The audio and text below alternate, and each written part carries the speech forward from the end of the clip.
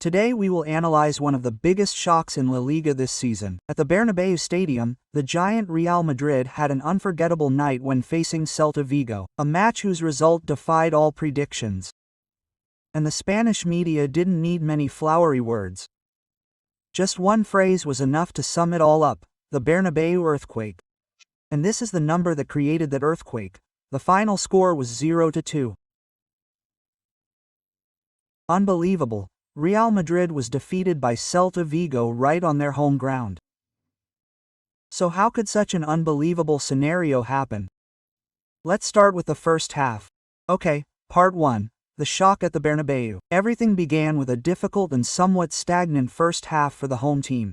To be honest, the first half was like a story of Real Madrid's dominance that led nowhere. They controlled the game, they attacked, but it was like running into a wall of extremely disciplined defense organized by Celta Vigo. The dominance in terms of possession was clearly shown in the numbers. Real Madrid had nearly 58% of ball possession time, but what's the point of having so much possession if you can't score a goal, right? This makes the final result even more unbelievable and bitter.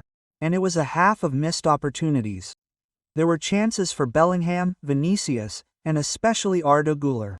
All of them had situations where they could have opened the scoring. Güler's shot was perhaps the most regrettable, as the ball went just inches wide of the post. And things didn't stop there. Misfortune struck again. Key defender Eder Militao was forced to leave the field due to a serious injury. So, the first half ended not only in a goalless draw, but Real Madrid also suffered a huge personnel loss. Now let's move on to the second part: stalemate and losses. If the first half was just a stalemate, the second half was truly a disaster. A complete collapse for Real Madrid. The opening goal came from what can only be described as a moment of genius. It was scored with a back heel, a surprising shooting technique using the heel. And it was this moment of technical brilliance that opened up the tragedy for the home team. Now let's see how quickly everything fell apart. In the 54th minute, Swedberg scored a superb backheel goal to open the scoring. Just 10 minutes later, Fran Garcia received his second yellow card, leaving Real Madrid with 10 men. Everything crumbled at that point. Álvaro Carreras was also sent off for dissent. Real Madrid were down to 9 men, and immediately afterwards, Serbg completed his brace, sealing a 2-0 victory. A scenario nobody expected. Looking at this comparison, you can immediately see the mental collapse.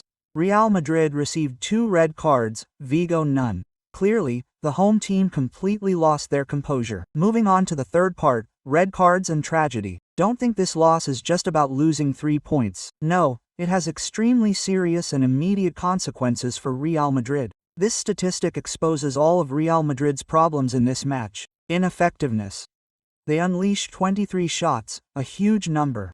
But what was the result? A big fat 0, not a single goal scored. And if we consider individual performances, these are two completely opposite extremes. William Swedberg of Celta Vigo, of course, was the man of the match with a rating of 8.5, a hero with a brace.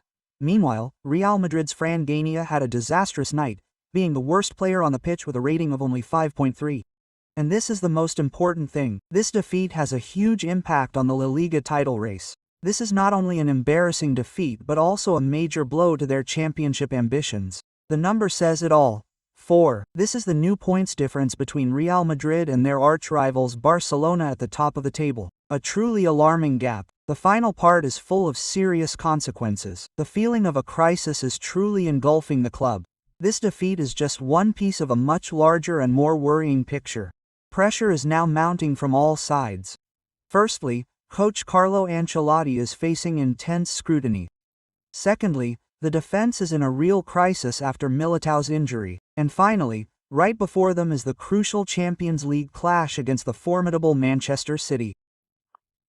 All of this leads us to the final question: can Real Madrid overcome this crisis? And how long will the aftershocks of this Bernabeu earthquake last? Well, perhaps only time will tell.